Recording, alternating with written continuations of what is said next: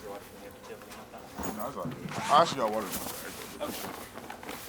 What's going on with you? Yeah, good. Get you rigged up here. This on here. Jig.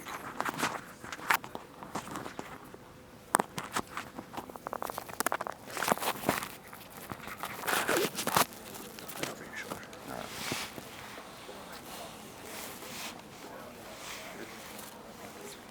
Dallas, I asked Malachi the same question. It seems like every year there's rumors, oh, this could be it for Nick Sabin, but you guys had a big commitment yesterday, and you guys are still in the College Football Playoff. It seems like every other year, every year. Do you find that comical, just the kind of other teams kind of trying to say, this is it, and that goes against me, but he's still got it going, rolling good? I mean, you know, when you're a coach as dominant as Nick Sabin, you know, people don't really want to see you win no more. So, you know, people just start saying stuff like that, you know, that he might be over with and stuff, you know, but I don't think he's going nowhere anytime soon. So. Have you seen it just the same since you started? That was Malachi was saying he's the same guy every day. Yeah, he's the same guy every day, comes into practice, you know, snaps on people, you know, gets on people about anything. But, you know, he loves us. You know, he shows a lot of love. You know, he wants the best for everybody.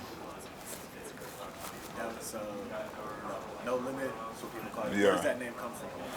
Honestly, I grew up and I really started calling myself that in middle school for real. But you know, I was a big G Herbo fan, a rapper, and you know, his little thing is No Limit too. And so you know, I was like, I started paying attention to it and stuff like just like the name No Limit, like no limitations at all, like knowing it's no limit to what you can do.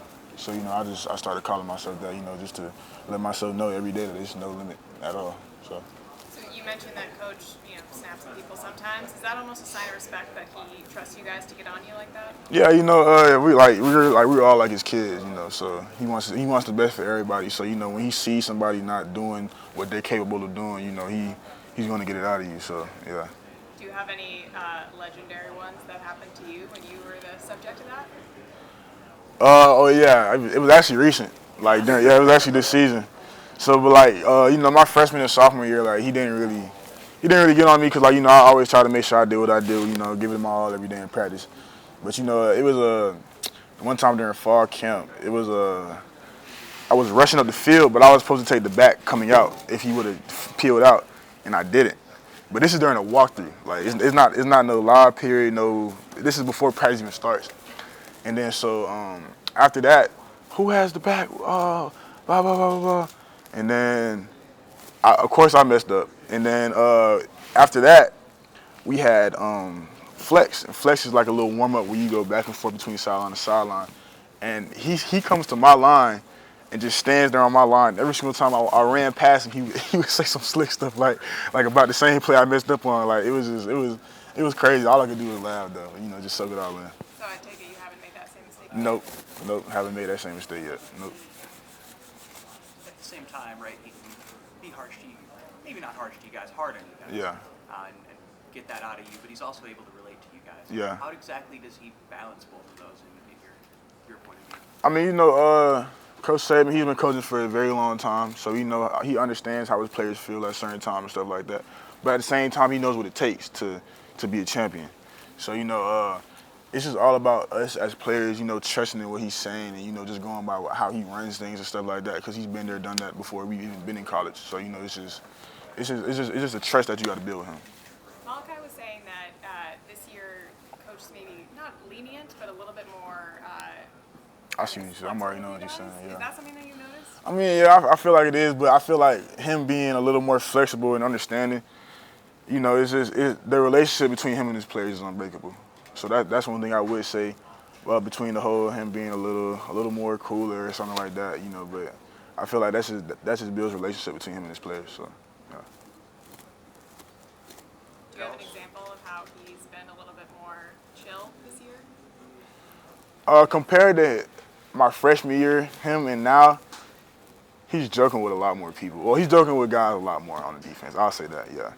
You know, you always gonna have a good little laugh when you with him. So you know, so it's always a good time. Dallas, this defense for next year is adding LT Overton and Imani Jackson, both committed. I mean, what do you know about their games, or what does this defense get in those two? I watched LT a lot when he was at Texas A&M. You know, that was a team that I watched a lot of their film. You know, with them having a lot of sacks in the SEC and stuff like that. So you know, I know what he could bring to the table, and I also remember Damani from high school, so I know what he's about for sure. So what does LT bring to the table? Oh, he brings a lot of pass rush, very physical, very a big body as well. And I feel like he could play to the standard that we play here at the University of Alabama. How's it been this year with Will gone now?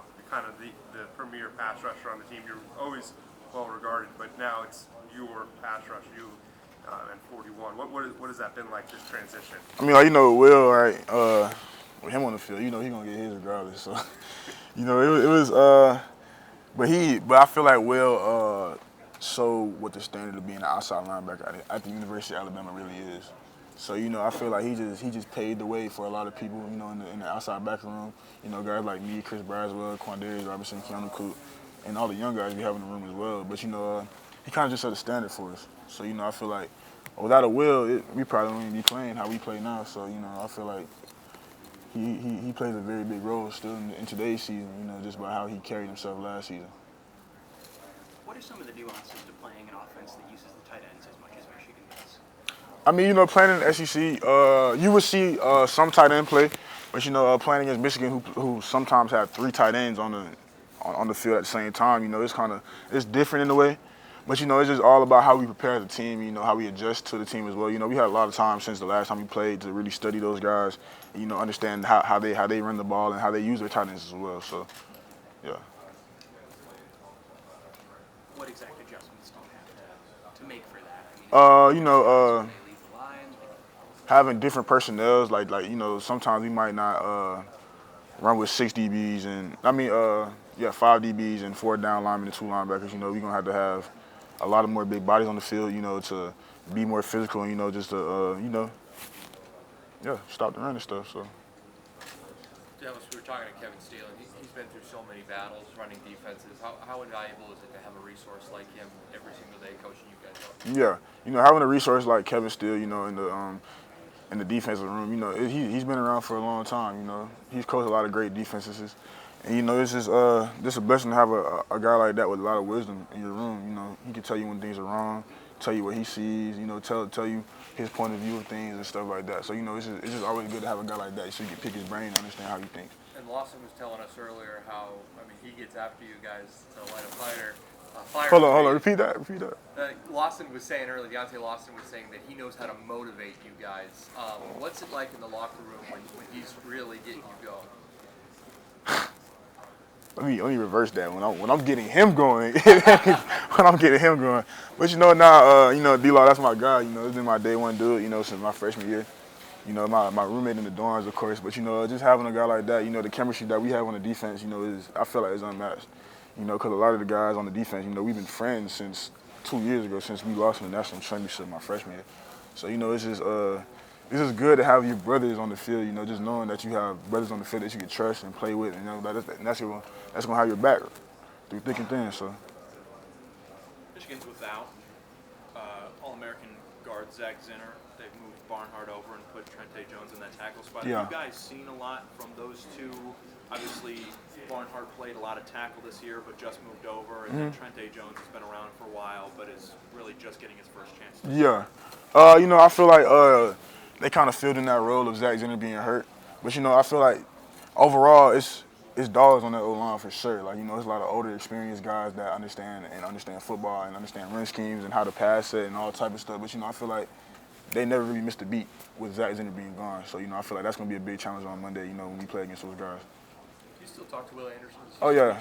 What's your relationship like since he's left Alabama? I mean, yeah, we still talk on the phone to this day. But I just look at him as a big brother, a role model that I could always ask questions to, and just see how it was for him when he was in the shoes I'm in now. So and just seeing like how he led the team, and just checking up on him, just seeing how he's doing. Everybody needs to, needs a friend that you can call up on, check up on, see how their men are doing. It's his first year in the NFL and stuff like that. So that could possibly be a challenge for him. So but yeah, I've always kept in contact with Will. When it comes to, you guys just played the #1 team in the country with Georgia. Yeah. Now Michigan's the #1 team in the country. Does it feel the same playing? Obviously, Georgia was on a huge winning streak, and Michigan's the new #1 team. Do you guys feel like you're still playing the #1 team in the country? I mean, honestly, like that ranking stuff doesn't mean nothing. I'm gonna just be real with you. Like, we don't care if you rank number 1, number 25, number 1,000. We gonna play the same football we've been playing since. You know, it don't really matter. I feel like who we play, what your rank. At the end of the day, we still gotta put on shoulder pads and helmets, you know, and play ball. So, you know, I feel like that's how we approach things. Dallas, Coach Sabin's known to always be dressed real sharply. Yeah. If you were a coach, what would your game day fit be? If I was coach, what would my game day fit be? Me being me, I'll say a mink jacket, a mink coat, like one of like the big mink coats, like, you know, one of them. Just a regular button-down white shirt, you know. Probably might throw on like a little fedora or something like that, you know, tilted to the side. That's just me though, you know. It's some khaki pants and, you know, some loafers. Anything stand out a lot about J.J. McCarthy? He says that he's back to 100% after getting hurt a little bit at the Penn State game. He Yeah. can run, he can throw. Anything you guys are really trying to avoid letting him do? You know, just letting him run out the pocket, because I feel like that's where he makes a lot of plays. But, you know, he's a playmaker in general, though. You know, I feel like he's a field general. He leads that offense very well. You know, you can just tell that, like, they're very sharp and precise on what they do on offense, you know. But I feel like overall he's a good quarterback. It's going to be a challenge to play him on Monday. What about Alex Orji, backup quarterback from Michigan? He comes in some Wildcat-type packages. Anything you guys see on film from him? Yeah, he's an athlete for sure. He's a very freak athlete. But, you know, it's just we're gonna have to contain him when he's back there at Wildcat and stuff like that. You know, just have to be prepared for whatever we face. But the comparisons between Orji and Milroe, anything that you see on tape that those two do alike? I mean, well, you know, they both athletes for sure. But, you know, that's at the end of the day, that's Alex Orji and that's Jalen Milroe. So, you know, I can't really compare and contrast, you know, and ain't really, you know, so, yeah. You played for George Smith at Aquinas, right? Yeah. Legendary. Legend. High school coach. Legend. What are your thoughts about, you know, the stretch of 7 years Yeah. high school through now, working with two legendary coaches? Yeah, you know, it's just I feel like I always wanted to be coached by a great coach that knows what they're doing, that's been around for a very long time. So, you know, I feel like when I transferred to St. Thomas, I trusted Coach Smith and Coach Harry and what they built at that school. So, you know, I feel like that was the best fit for me. And I kind of took those same type of ways how I went about things about coming to the University of Alabama, being coached by Nick Sabin. So, you know, I feel like it kind of correlates in a way, you know, just being coached by two greats. You think you got to Alabama more prepared for playing at Alabama because of what you learned from Coach Smith? I mean, honestly, college is a whole new beast. So I feel like no matter what you prepare for in high school, you are going against grown men now. Like, you're going against grown guys that been there for 3-4 years, that know what they doing, and, you know, just being a freshman coming in, you know, it's just something that you just got to adjust to, honestly. But I feel like everybody adjusts in their own way and adjusts differently, though. But I feel like Coach Smith did and Coach Harry did prepare me in a way, you know, with things like we did. Like we used to practice at 6 o'clock in the morning sometimes, you know. We don't practice at 6 o'clock here, but we lift at 6:30. So, you know, and just, you know, just instilling the foundation in this as a high school football team. So, you know, it's kind of the same rules and beliefs here. So. You said it's a whole new ball game. Yeah. So your freshman year at Alabama, you come in first practice. Who was the offensive tackle that gave you your welcome to college moment? Oh man. So I really feel like I didn't experience my welcome to college moment till my first practice with the ones. So in high school, I mean in fall camp, I was with the threes a lot because, you know, it wasn't really no injuries. And then when guys went down like Chris Allen and Drew Sanders, like it was my turn to step up, and I was with the threes. So, you know, I really feel like my first day of practice with the ones, and I went against Emil Ekiyor and Evan Neal. That was my welcome to college moment. It was like the first snapping team or something like that. Like, Evan Neal probably drove me back. Like, he drove me out the screen on the field. So it's not like he didn't even drive me back. Like, I was really out the screen, and like I was like, I couldn't even be mad at it. But yeah, but, you know, I don't regret none of that because he got me better. You know, he got me prepared. So, you know, going against the guys like that in practice made the games even easier. So, you know, it's just a blessing. But, you know, everybody get dogged out though they freshman year. So. Is that what makes a program like Alabama so special, you think, where there's that depth and experience all across the board, where you can get better like that? Yeah. You know, the guys who go against the practice every day, you know, they some of the best in the country, in my opinion. But, you know, like, for example, like, you know, me and Chris Bradley, we go up against J.C. Latham every day. And, you know, J.C. Latham, in my opinion, he's the best tackle in college football right now. But, you know, just going against guys like that in practice is always competition, and you always learn to get better every day. So that's one thing I would say. Dallas, you expect excellence out of yourself, and we see that in how you play, but what does Coach Sabin demand out of you on a daily basis? He really demands me to be a leader, you know, because I've been playing since I was a freshman and stuff like that. So, you know, I guess he understands that, like, I've been there and was mature enough as a young dude, you know, to handle my business. So I guess he wants me to instill that into the younger guys that we have on the defense and stuff like that, and just the team in general. So, you know, he just listens to me to be a leader, you know, make sure that things are being ran right in practice and, you know, in the locker room as well and off the field. So. Dallas, Michigan is a team that likes its trick plays, some sort of fake almost every game. How do you as a linebacker prepare for that and not bite on the fake? You know, just looking at tendencies, you know, with trick plays and stuff like that, you have to pay attention to everything. You know, but I feel like just a lot of film preparation, you know, just being on your P's and Q's on the field, you know, it's important in stopping trick plays. Do you think there's any way to predict them, or is it just kind of once the play happens, diagnosing it quickly? I feel like you can't really predict when a trick play is going to happen, but like something's going to be off for sure. But you just got to read and react to it. You know, that's all football is, especially on defense. Read and react. What's the best trick play you've gone up against in practice or in a game? I ain't gonna lie, I got to get my hats off to Arkansas when we played in my freshman year, I believe.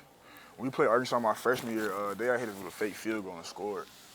And then kicked the field goal after, like a real field goal after. So, you know, I feel like it really caught everybody out guard for real. Yeah, that for sure. Malachi said that one of the big things with Coach Steele this year has been him kind of re-implementing the Bama standard in basketball camp. How is that something you kind of saw with him working under Coach Steele this year? Oh yeah, for sure. You know, seeing Coach Steele when he first came in, he always talked about how he coached here at the University of Alabama. You know, he coached a lot of good guys as well. You know, he tried to instill what it was back then when he was here into us now. So, you know, I feel like he's done a very good job at that, you know, just letting us know, like, how things are supposed to be ran out here at the University of Alabama, how we're supposed to practice and play in the games and just prepare in general. So, and the attitude we're supposed to have as a defense. So, I feel like having Coach Steele in the room has been a very good, been an advantage.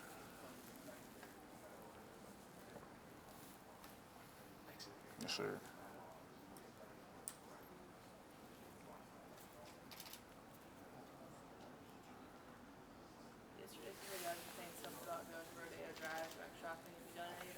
Nah, I haven't got a chance to do it yet, but I definitely got to pick a day where I could, you know, go shopping and stuff like that and enjoy myself. You know, I kind of prepared for it when I packed my clothes, so, you know, yeah.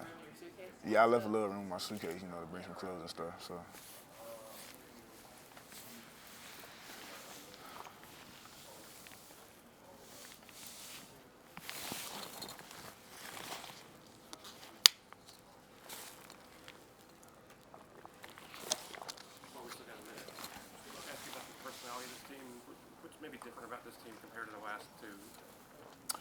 I feel like the personality between this team and the past two teams I was on is the chemistry that we have as a whole team. You know, the past 2 years I feel like, you know, it's a team, but you know they have like little groups and cliques that, you know, that we have. You know, I feel like this year is a difference because everybody's together as a team. You know, just we have a lot of team events. You know, people might come over to people's houses and stuff like that just to eat. And so, you know, I feel like the chemistry and the bonding and the camaraderie we have as a team is very good compared to the last 2 years. So that wasn't maybe as much of the case the last 2 years? Nah. How did that change then? It changed when over this summer, you know, we had guys like, you know, Chap, Haha, and you know, Denzel really emphasize about how important it is to do stuff as a team, you know, just to be each other's brother. You know, we like to say B-side 5. You know, and so I feel like that's something that we take serious every day. All right, that'll do it for the Alabama media available. Sure, yes, sir. Oh, shit. Bye.